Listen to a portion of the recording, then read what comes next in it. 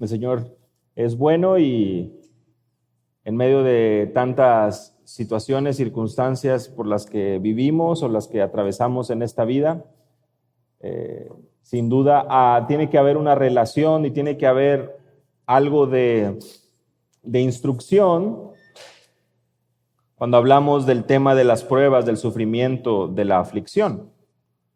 Mis hermanos, al pensar en el sufrimiento, al pensar en la aflicción, al pensar en las dificultades, inevitablemente tenemos que pensar en lo que la Escritura nos dice acerca de esto.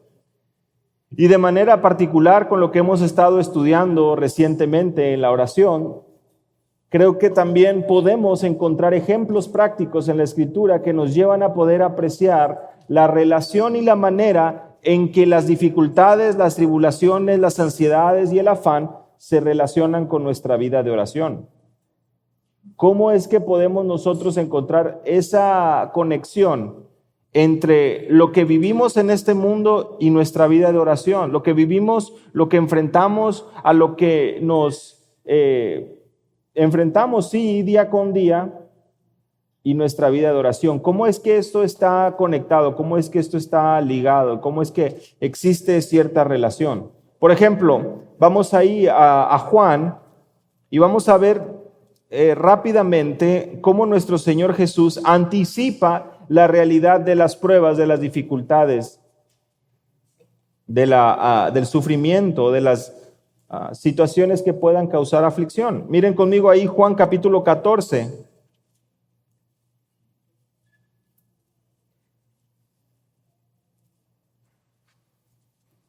Es nuestro Señor Jesús hablando. Vamos a ver 3 pasajes rápidos aquí en Juan. Dice nuestro Señor Jesús, y doy un poco de contexto, una vez que Él menciona, el versículo 26, que el Consolador, el Espíritu Santo, a quien el Padre enviará en mi nombre, Él os enseñará todas las cosas y os recordará todo lo que os he dicho. Verso 27, la paz os dejo, mi paz os doy, no os la doy como el mundo la da, no se turbe vuestro corazón, ni tenga miedo. La paz os dejo, mi paz os doy, no os la doy como el mundo la da, no se turbe vuestro corazón ni tenga miedo. Aquí estamos hablando, por supuesto, de algo muy especial, de algo muy lindo de parte de nuestro Señor Jesús, de nuestro Maestro, de nuestro Salvador, y Él habla a sus discípulos y les hace ver que su paz vendrá, que su paz será una realidad y que su paz no será una paz como el mundo la da. Y con eso inevitablemente nos podemos dar cuenta que tenemos al menos un par de alternativas, y creo que a grandes rasgos, desde una vista panorámica, realmente son 2, a pesar de la diversa oferta que el mundo puede ofrecer. Pero la paz que ofrece este mundo, ya sea a través de bienes materiales, ya sea a través de éxito profesional, ya sea a través de alguna heredad, de cierta manera riqueza, es lo que el mundo ofrece. Y por otra parte tenemos una paz que el Señor Jesús menciona, es diferente a la del mundo, y por lo tanto nuestro corazón no debe ser turbado, no debe ser movido, no debe ser sacudido, no debe ser desalineado, y debe de diferenciarse de una actitud de miedo. Vean ahí, ni tenga miedo.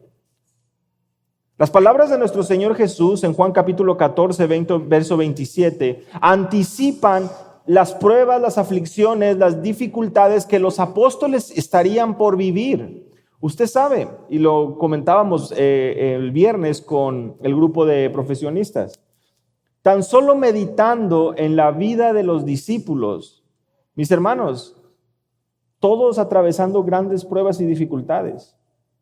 Los discípulos de Jesús contrasta mucho con el éxito y el deseo de muchos por enriquecerse desde los púlpitos, ¿verdad? Y querer anhelar y vivir vidas que se caracterizan por una prosperidad económica y material. Los discípulos sufrieron, y las palabras de Jesús anticipan esto que acontecería para ellos.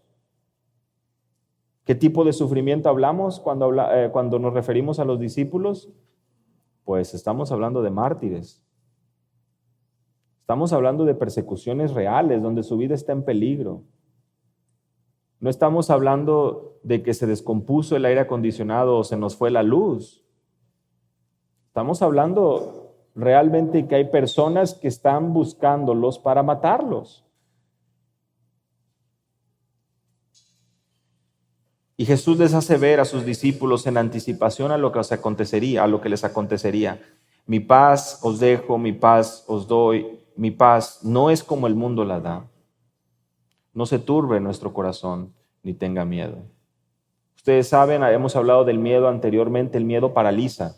El miedo de este mundo paraliza. El miedo de este mundo te hace sentirte sin esperanza, te hace sentirte que quieres buscar esa cobija, ¿verdad? Quieres buscar tu cama, ese rincón en tu casa, quieres apagar la luz, no quieres que nadie te vea, tienes miedo de salir, tienes miedo de enfrentarte a las situaciones, tienes miedo de pensar. Ese es el miedo de este mundo, este es el miedo pagano, este es el miedo que no es el temor reverente al que nos referimos, que debe distinguir al creyente.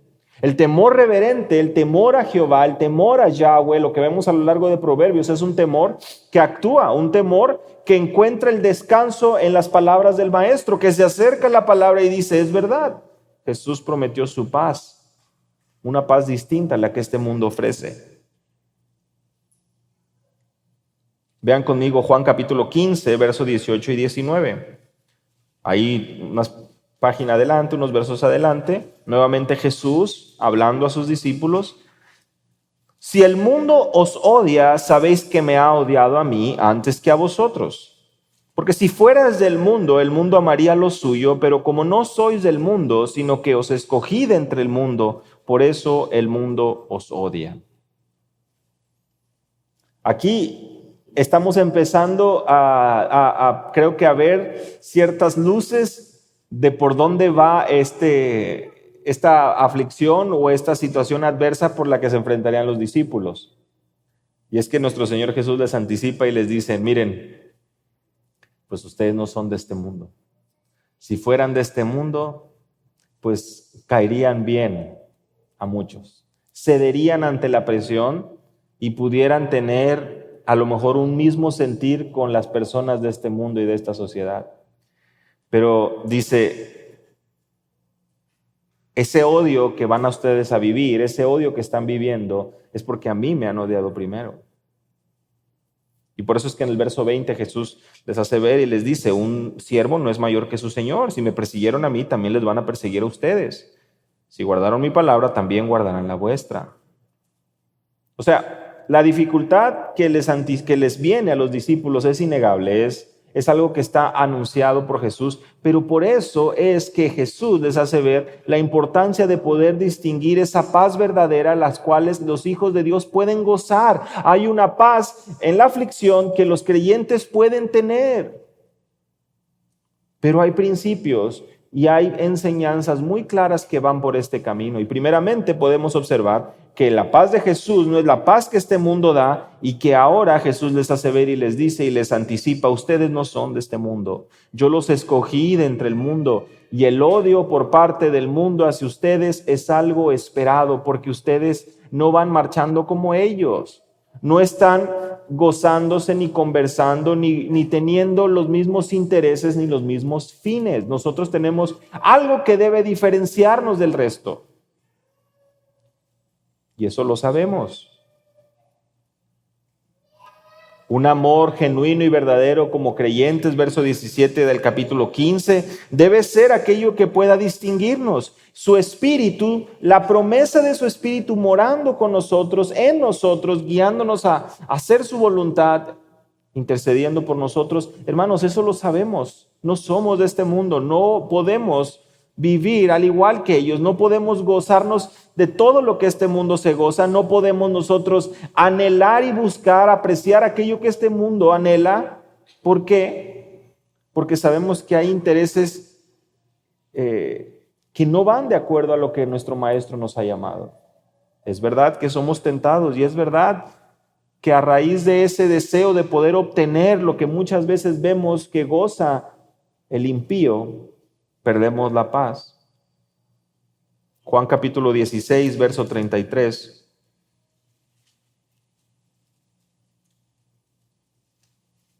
Una vez que Jesús les hace ver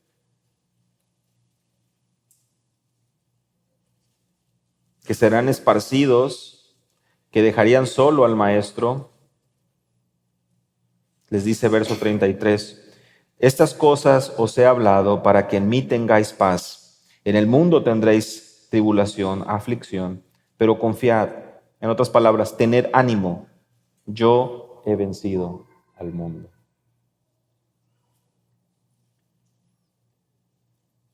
La paz ante el odio y ante el rechazo de este mundo. La paz ante el acelere, por así decirlo. La paz de Dios, la paz del Maestro, la paz divina es una realidad y es algo prometido, es algo anunciado, sobre todo ante ¿qué? Ante la seguridad y la advertencia del Maestro que nos dice, en el mundo tendréis aflicción. ¿Qué hacer ante la aflicción? Estos 3 pasajes nos sirven como introducción para un estudio en donde nos enfocaremos principalmente en la reacción y en la respuesta del apóstol Pablo. ¿Qué hacer ante la aflicción? ¿Cómo reaccionar ante la aflicción? ¿Cómo el apóstol Pablo entendió esto y cómo es que encauzó las pruebas y las dificultades en su vida? ¿Cómo se relaciona esto con la oración? Y de manera muy práctica también, ¿qué orar en tiempos de dolor y aflicción? ¿Cómo se relaciona la aflicción con nuestra vida de oración? Y eso lo vamos a ver a la luz del apóstol Pablo. Vamos a ver 3 puntos muy sencillos, ¿no? Pablo anunció persecución, Pablo afrontó la tribulación y Pablo recibió consolación. Y los voy a ir repitiendo. No vamos a ver un pasaje solamente, vamos a estar viendo algunos pasajes, pero primeramente Pablo anunció persecución.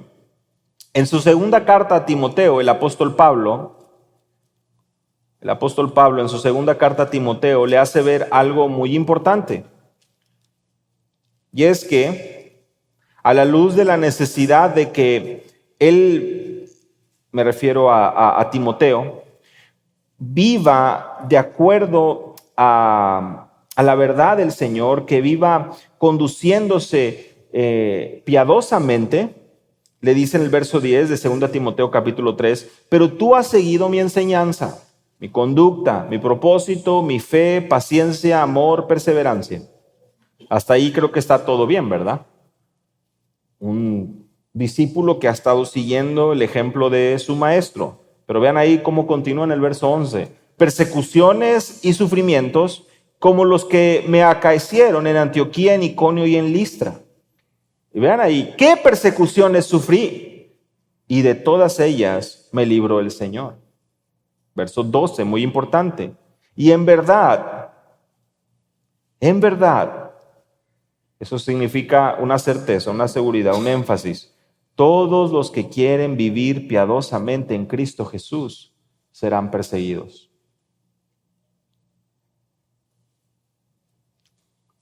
Mientras los malos y los impostores irán de mal en peor, engañando y siendo engañados, verso 14, tú persiste en las cosas que has aprendido.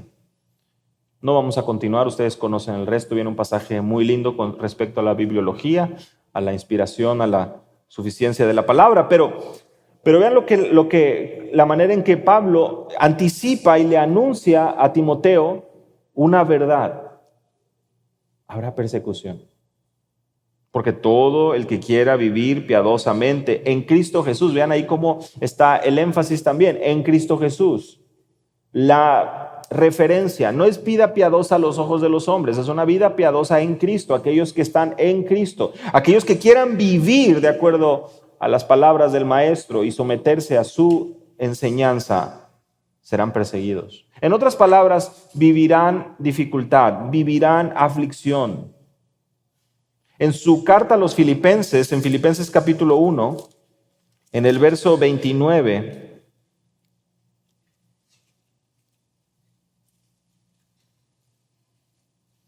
el apóstol Pablo le escribe a los filipenses y les hace ver que deben de permanecer firmes en el evangelio, sin moverse, permaneciendo en un mismo espíritu, luchando unánimes. Vean ahí verso 27.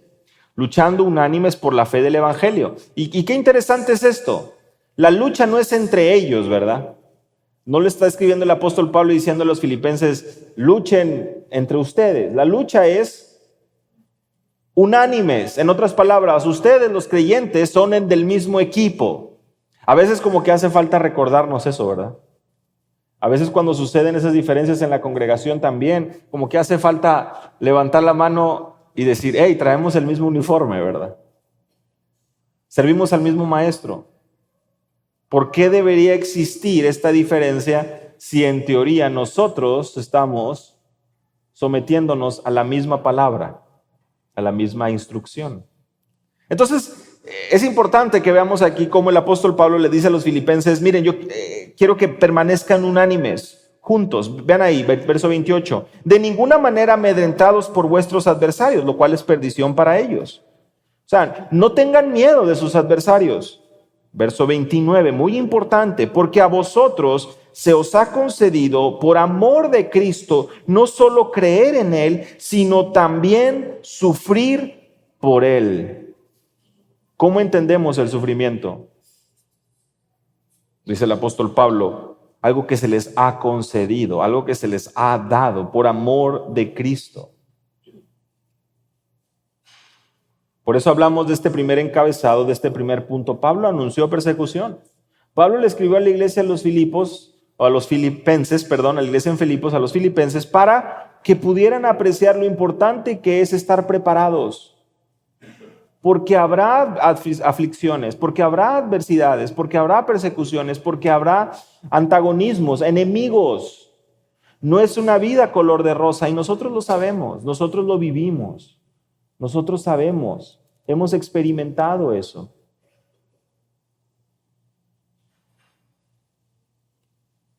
El apóstol Pablo les dice, pero por amor de Cristo se les ha concedido no solo la fe para creer en Él, pero también para sufrir por Él. Y esto nos debe también a nosotros a animar y a abrir nuestros ojos a la realidad de que el Señor está permitiendo eso. Esa aflicción, esa dificultad, esa adversidad tiene un propósito. Tiene una razón de ser. A veces no pensamos mucho en esto, pero es la realidad.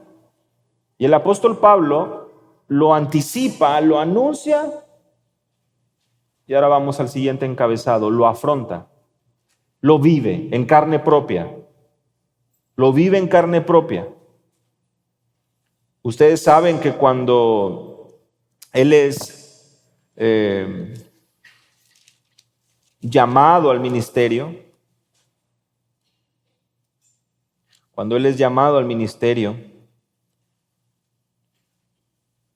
Ananías, Hechos capítulo 9, recibe esta visión donde él debe ir en busca de Saulo. Y Ananías tiene miedo, por supuesto, porque sabe que este Saulo es aquel que ha estado persiguiendo a la iglesia. Y el Señor, verso 15 de Hechos capítulo 9, Hechos 9, 15, el Señor le dice, ve a verle, ve, encuéntrate con él, porque él, Saulo, me es un instrumento escogido para llevar mi nombre en presencia de los gentiles, de los reyes y de los hijos de Israel. Y ahora vean el versículo 16, Hechos capítulo 9, verso 16. Porque yo le mostraré cuánto debe padecer por mi nombre. ¿Quién dice esto?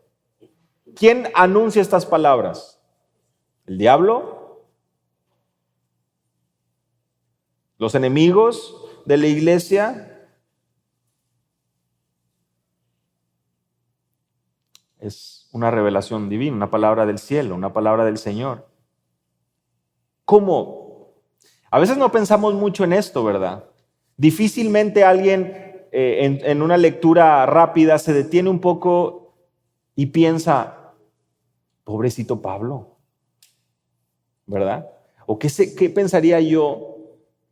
¿Qué pensaría yo? ¿Cómo tomaría yo si me enterara que mi Padre Celestial, quien me llamó de las tinieblas a la luz, tiene un plan para que yo padezca por su nombre? ¿Cómo tomaría yo eso? ¿Cómo tomarías tú eso? Se lo leemos y pues lo leemos de Pablo, que como no lo conocemos, nunca lo vimos en persona, no supimos nada de él, pues a lo mejor lo pasamos una lectura rápida y bueno, pues sabemos el final, que por cierto no es tampoco un final de color de rosas. Puedes leer la parte final de 2 Timoteo para que te des cuenta sus días finales. Pero no es color de rosa en términos humanos y materiales, pero es una fortaleza que solo puede venir de parte de Dios, lo que le permitió afrontar todas las dificultades y continuar con una pasión por continuar enseñando, transmitiendo las verdades del Evangelio. Una fortaleza que no viene de este mundo, una paz que no es como la que este mundo da. Pero regresando al punto aquí, mis hermanos, nuestro Señor está haciéndole ver a Ananías sus planes para que Saulo sufriera, padezca por el nombre del Señor.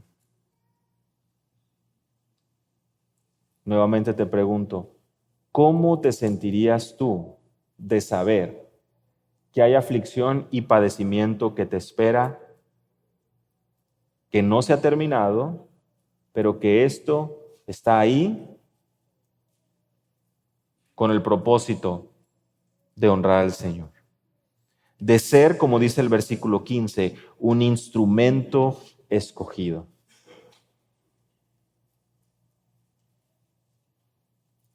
Temblaríamos, ¿no? Sin duda nos sacudiríamos si supiéramos que se está hablando de nosotros. Pero por otra palabra, ¿será esto lo que el Señor está esperando para que nuestras vidas, o más bien lo que está diseñando el Señor para que nuestras vidas realmente se alineen y se conformen más a la imagen de su Hijo?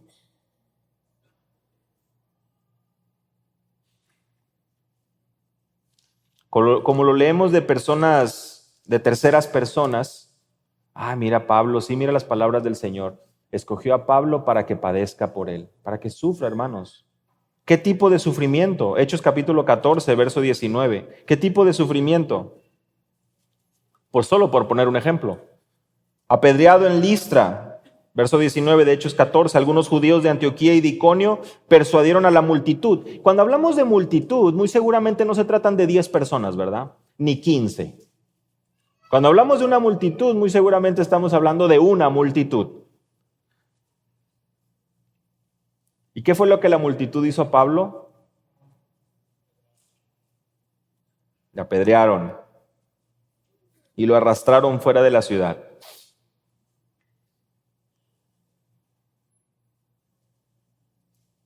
¿A qué magnitud fue la persecución y el sufrimiento que vivió en ese momento el apóstol Pablo? ¿Cómo culmina el verso 19? La gente pensó que estaba muerto. Muy seguramente no se movía ya.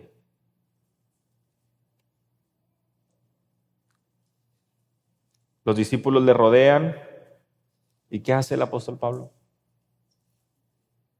Se levanta y entró en la ciudad. Otra vez, a veces leemos el libro de los Hechos y avanzamos sin prestar atención a los detalles. Mis hermanos, no sé si a ustedes les han aventado una piedra alguna vez, ¿verdad? No sé de qué tamaño.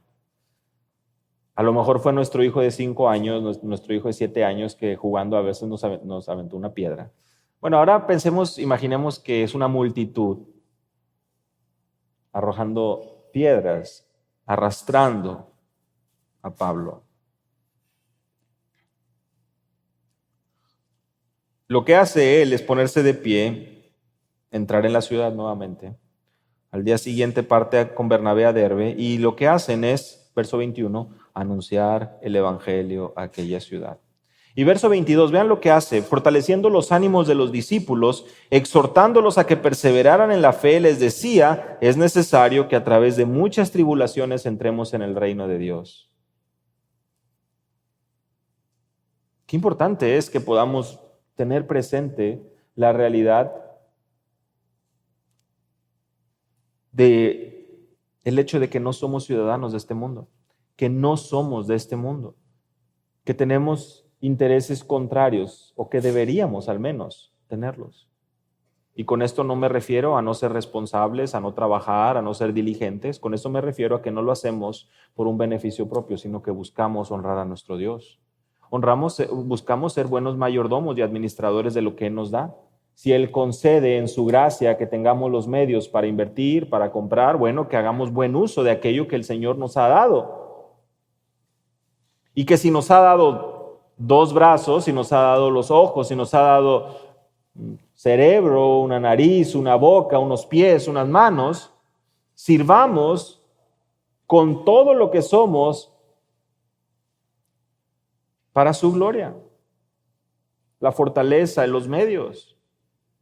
Mis hermanos, ¿cómo es que nosotros realmente estamos viviendo, sobre todo a la luz de que somos siervos, de que somos mayordomos, de que Él nos ha dado mucho? En un tiempo, en una sociedad, en una época donde difícilmente alguno de nosotros hemos sido apedreados por causa del Evangelio.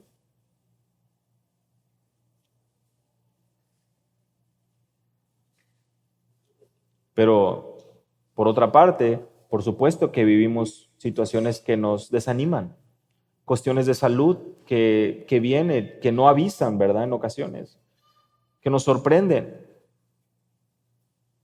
Preocupaciones, ansiedades, claro que las hay.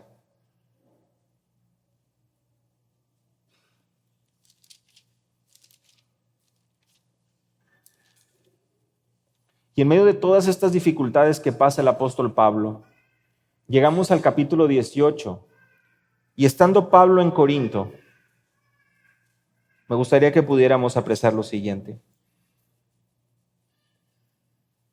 La persecución y el rechazo estaba en cada ciudad prácticamente donde se presentaba, salvo algunas excepciones, salvo algunos que escuchaban el mensaje. Las dificultades y el rechazo estaban ahí. Y en Corinto no fue la excepción. Por eso es que el verso 6 se nos habla que hubo personas que se le opusieron y blasfemaron. En un sentido, piensa tú en la vida del apóstol Pablo y el desánimo también por el que pudiera estar pasando su corazón, pues él era de carne y hueso como tú y yo. La debilidad al haber sido apedreado, al haber sido blasfemado ahí, rechazado. Y vean cómo el Señor, por medio de una visión durante la noche, le dice: Pablo, no temas, sigue hablando, no calles. Verso 10 de Hechos 18, porque yo estoy contigo y nadie te atacará para hacerte daño, porque yo tengo mucho pueblo en esta ciudad. Y se quedó allí 1 año y 6 meses enseñando la palabra de Dios entre ellos. Imagina tú que después de tanta oposición, después de tantas situaciones adversas, llega a una ciudad, en este caso Corinto, donde el Señor le dice: yo estoy contigo, no temas. Tengo mucho pueblo en esta ciudad. Que este sea un oasis para ti.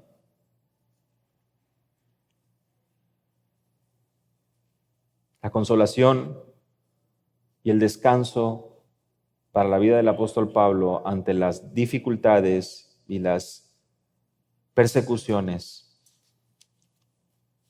era algo tan real para su vida, pues confiaba en la palabra del Señor, no necesariamente en lo que sus ojos veían, sino en aquello que el Señor estaba concediéndole que entendiera.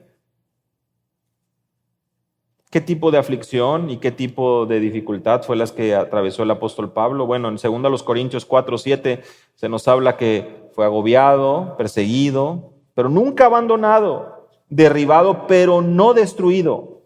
Verso 10 de 2 Corintios 4 dice el apóstol Pablo: porque llevo siempre en el cuerpo por todas partes la muerte de Cristo. En otras palabras, lleva marcas de ese rechazo, lleva marcas de esa persecución. Y más adelante, en 2 Corintios 11, a partir del versículo 23 al 28, si tú alguna vez te sientes que nadie te entiende, que nadie entiende las dificultades por las que estás atravesando, las aflicciones por las cuales estás viviendo, acércate al apóstol Pablo aquí en 2 Corintios, abre la Biblia en el capítulo 11, en el verso 23, y compara a ver si nuestra aflicción realmente le llega a algo a las aflicciones del apóstol Pablo.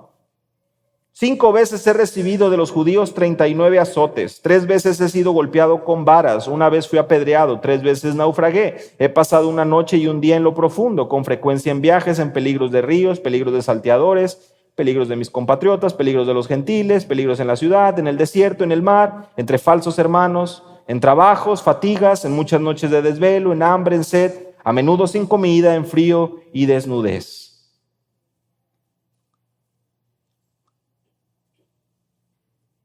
Que sea un golpe de humildad también. Porque a veces en nuestra pecaminosidad nos sentimos tan víctimas y tenemos tanta tristeza y sentimos que nadie más entiende nuestro dolor y que absolutamente nadie ha vivido lo que nosotros hemos vivido, y de repente nos asomamos a la vida del apóstol Pablo y nos damos cuenta de nuestra realidad. Las aflicciones son una realidad. Se anunciaron, las anunció él, pero igualmente las afrontó. Y esto lo vio, como lo vimos en un inicio en su carta a los Filipenses, como algo que el Señor concede por su nombre. Entre los trabajos y las fatigas, los desvelos, la escasez, el frío y la desnudez. Que no se compare en lo absoluto con el frío que pasamos hoy, ¿verdad? Ustedes y yo podemos, creo que, identificarnos con esto, pues. No había un supermercado como lo que conocemos hoy, no había aire acondicionado como el que conocemos hoy. Cuando hablamos de frío en el primer siglo, pues definitivamente estamos hablando de otra realidad, muy diferente a la nuestra.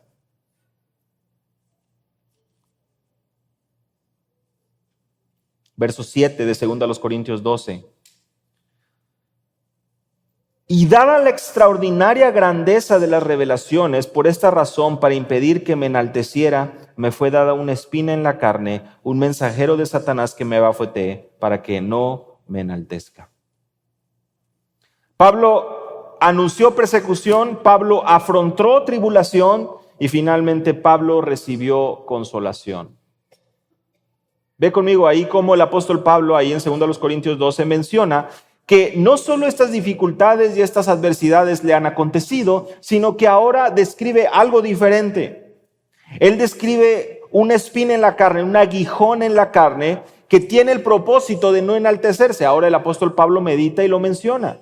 Es decir, un dolor, una adversidad, una aflicción ahí, la cual, vean ahí conmigo el verso 8, acerca de esto 3 veces he rogado al Señor para que lo quite de mí. Por eso hablamos en este tercer encabezado, Pablo recibió consolación, porque la gran pregunta, la gran duda que hemos venido de alguna manera desarrollando desde un inicio es cómo la oración se relaciona con nuestra aflicción, con la adversidad que vivimos. Y tenemos el modelo del apóstol Pablo, quien no solo anunció y les dijo a las iglesias que esto es una realidad para ellos como creyentes. Pablo vivió en carne propia la aflicción y Pablo de igual manera modela cómo debemos nosotros conducirnos para vivir, experimentar esa paz que sobrepasa todo entendimiento, la cual nuestro Señor Jesús anunció a sus discípulos cuando iniciábamos el estudio, ¿recuerdan? ¿Cómo es que Pablo responde? Él dice, 3 veces he rogado al Señor para que lo quitara de mí. De alguna manera buscando presentar que en sus oraciones el apóstol Pablo ruega. ¿Qué significa rogar?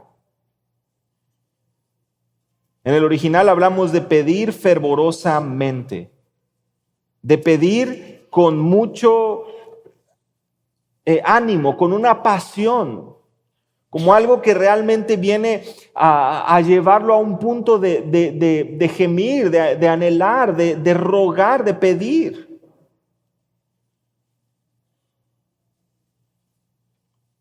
Si Dios permite, el próximo domingo en la escuela dominical estaremos viendo también cómo David responde ante la aflicción. Hoy estamos viendo cómo Pablo responde a la aflicción. Pero como un adelanto de la próxima semana, en el Salmo capítulo 55, David modela esta oración. Escucha, oh Dios, mi oración. Salmo 55. No te escondas de mi súplica, verso 2. Atiéndeme y respóndeme. Esa es la oración de David. Yo creo que esto puede ayudarnos a ponerle palabras a esto, al ruego que el apóstol Pablo menciona aquí, a la fuerza de la palabra para entender el significado real. ¿Cuántas veces tú has rogado al Señor? ¿Cuántas veces hemos tenido el tiempo realmente para rogar y para clamar y para pedir? ¿Cuántas veces nos hemos realmente dado el tiempo para poder buscar el descanso en Él y desahogar realmente nuestras peticiones delante de Él? En ocasiones resulta más sencillo guardarlas o hablarlas con alguien que sabes que posiblemente te va a escuchar y a lo mejor te puede dar por tu lado, ¿verdad? Cuando venimos a la palabra y somos confrontados con ejemplos como el apóstol Pablo, que sufrió a esa magnitud,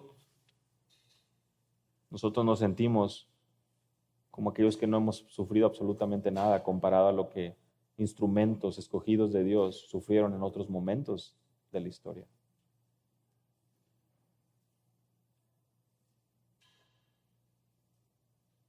Rogué 3 veces al Señor para que lo quite de mí. ¿Y qué es lo que sucede? Dios responde. Verso 9. Él me ha dicho, te basta mi gracia, pues mi poder se perfecciona en la debilidad. Por tanto, muy gustosamente me gloriaré más bien en mis debilidades para que el poder de Cristo more en mí.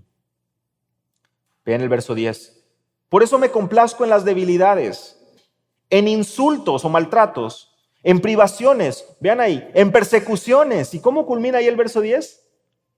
Angustias por amor a Cristo, porque cuando soy débil, entonces soy fuerte. Mis hermanos, las angustias, las dificultades, las persecuciones, las privaciones, los insultos, las debilidades están ahí con el propósito, dice el apóstol Pablo, de modelar y hacernos ver cuán débiles somos y por lo tanto cuán necesitados estamos del Maestro, de la gracia de Dios. Pero cómo hemos de recibir su gracia y cómo hemos de saber cómo conducirnos y cómo hemos de poder llenar, fortalecer nuestro hombre interior y ser transformados de gloria en gloria. ¿Cómo? Sí, no es poniendo Netflix. No es distrayendo nuestra mente. No es yéndonos a dormir. No es salir al parque a caminar. Mis hermanos, y no estoy diciendo que todo esto esté mal, lo que estoy diciendo es que nada de esto va a guiar nuestras vidas a el punto de poder apreciar que su gracia es suficiente y así como Él lo ha sido fiel a lo largo de la historia, con grandes hombres y mujeres de Dios, Él continúa siendo fiel. Pero si no le conocemos, si no somos recordados de esto, porque olvidamos muy fácil. Por eso es que leemos los salmos, alma mía, bendice al Señor, no olvides ninguno de sus beneficios, porque olvidamos su carácter, olvidamos sus planes, olvidamos su llamado, olvidamos su amor, olvidamos su poder, olvidamos su gracia. Y nos nublamos en nuestro propio entendimiento y vivimos las tribulaciones y sabemos las aflicciones y conocemos las dificultades. ¿Y cuál es nuestra respuesta? Crecer en orgullo o doblar nuestra rodilla y venir delante de Él como el apóstol Pablo, rogando por misericordia, rogando por misericordia, rogando por un milagro en nuestro corazón. El Señor responde porque Él es fiel y porque 1 Corintios 10:13 también nos recuerda que Él no nos da una tentación, una dificultad que no podamos soportar, sino que fiel es Dios, que con la tentación, que con la dificultad, que no con la prueba, proveerá también la vía de escape para que podamos resistirla. Él es fiel y Él responde a través de su palabra, responde a través de otros. Rápidamente, antes de concluir, vean conmigo ahí, 2 Corintios 7, o sea, unas páginas atrás, el capítulo 7, ahí mismo de 2 Corintios, versos 5. Otra vez es el apóstol Pablo escribiendo, Prestemos mucha atención, hermanos, ya estamos llegando al final. Pues cuando llegamos a Macedonia, el apóstol Pablo escribiendo, nuestro cuerpo, nuestra carne, no tuvo ningún reposo, sino que nos vimos atribulados por todos lados, por fuera, conflictos, por dentro, temores. El apóstol Pablo tenía temor también, como tú y como yo. El apóstol Pablo también encontraba esas dificultades, por fuera y por dentro. En otras palabras, por todos lados. Pero ve el versículo 6. Realmente esto es un regalo del Señor. Pero Dios, vean ahí, que consuela. Reina Valera me parece que dice a los humildes o a los abatidos. También una traducción, la de las Américas lo dice, deprimidos. Esa palabra que la conoces, ha estado muy de moda, ¿verdad? En los últimos años, la depresión. Bueno, el Señor que consuela a los caídos, a aquellos abatidos, a los deprimidos. Vean ahí, ¿cómo es que consoló? Con la llegada de Tito, verso 6. Y no solo con su llegada, sino también con el consuelo con que Él fue consolado en vosotros, haciéndonos saber vuestro gran afecto, vuestro llanto y vuestro celo por mí, de manera que me regocijé aún más. ¿Te das cuenta qué es lo que sucede y de dónde viene el gozo y el descanso del creyente? La paz y el consuelo del Hijo de Dios. En 2 Corintios 12 se nos habló que es el Señor quien respondió a través precisamente de una respuesta a la oración. Pero aquí en 2 Corintios 7, ¿cómo es que Dios provee el consuelo para su Hijo y su instrumento Pablo? ¿Cómo? ¿Fue una revelación especial? ¿Fue el cielo abierto? Fue con otro hermano, ¿verdad? Fue con la llegada de Tito. ¿Te das cuenta lo importante que es la iglesia local? Lo importante que es tener hermanos en Cristo. Lo importante que es tener esa comunión con otros. Lo importante que es también, como lo dice en 2 Corintios 1, Él nos consuela en nuestras tribulaciones. Capítulo 1 de 2 Corintios, misma carta. Él nos consuela de manera que nosotros también podamos ser quienes consuelen a los que están en tribulación. 2 Corintios 1:4. Él nos consuela en todas nuestras tribulaciones para que nosotros también podamos consolar a los que están en tribulación, en aflicción. Mis hermanos, Pablo recibió consolación, Pablo recibió esperanza, Pablo recibió el descanso. Y lo hizo por medio de la palabra de Dios, lo hizo por medio de otros hermanos, por la llegada de otros que también habían sido consolados. Y el apóstol Pablo le instruye a los corintios y les dice, ven, cuando nosotros somos consolados, de esa misma consolación nosotros somos llamados a proveer a otros. Pero Pablo pide, Pablo ruega. Y es muy, muy especial, me parece, el poder apreciar en el capítulo 7 cómo Pablo dice, yo me sentía mal. En resumen, ¿no? Porque mi cuerpo no tenía descanso, porque habíamos sido atribulados y por dentro yo estoy lleno de temores.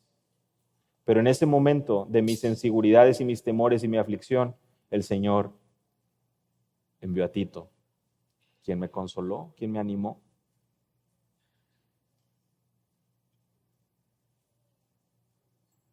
Te pregunto, ¿eres tú el Tito de algún hermano en tribulación y aflicción por ahí? ¿O eres tú el hermano que necesita un Tito? Todos lo necesitamos, créanme, todos los necesitamos. Nos necesitamos unos a otros. Por eso la importancia de agradecer al Señor por el diseño en su iglesia. Mis hermanos, nosotros invocamos, nosotros rogamos, nosotros pedimos y Dios responde. Pablo inicia sus cartas en oración a las iglesias. Pablo ruega a Dios que le quite ese aguijón en la carne y el Señor responde. Así es como se relaciona y ese es el propósito de la aflicción en la vida del creyente. Que entendamos nuestra debilidad porque sabiendo que Él es fuerte, Él es fiel y es su poder que es perfeccionado en medio de nuestras flaquezas. Y así como lo vivió el apóstol Pablo, así como lo experimentó y tenemos expresado de manera clara su ruego y su petición, así también sucede en el Antiguo Testamento con David. Y si Dios permite, estaremos estudiando acerca de esto la próxima semana. Vamos a orar. Señor, te damos muchas gracias nuevamente, porque podemos ser alertados y podemos ser instruidos en cómo conducirnos en cada momento de nuestra vida en esta tierra. Y la aflicción y la dificultad no es la excepción. Qué ánimo es poder saber y ver que hombres que son estos héroes de la fe pasaron por situaciones adversas, difíciles, y nos ilustran cómo encontrar consuelo y descanso. Permítenos, por favor, atesorar, guardar, apreciar nuestro tiempo de oración. Permítenos, por favor, apreciar, atesorar la vida de la iglesia, sabiendo que tú consuelas a través del consuelo que has dado a otros y el testimonio que otros dan y el ánimo y el apoyo y el hombro que tenemos en nuestro hermano, hermana, el abrazo, el amor. Y de igual manera, Señor, como tú consuelas a través de tu palabra en nuestro tiempo personal contigo. Por favor, fortalécenos. Por favor, ayúdanos, Señor. Y por favor, ayúdanos a tener siempre presente esta realidad, que la persecución es anunciada, que la persecución y la aflicción llegará, y por lo tanto debemos de estar preparados para recibir y actuar, meditando y pensando en la promesa que tenemos en tu palabra con referencia a la paz, que no es como el mundo la da, una paz que sobrepasa todo entendimiento, una paz que es real y la cual anhelamos, Señor, día con día. En el nombre de Jesús. Amén.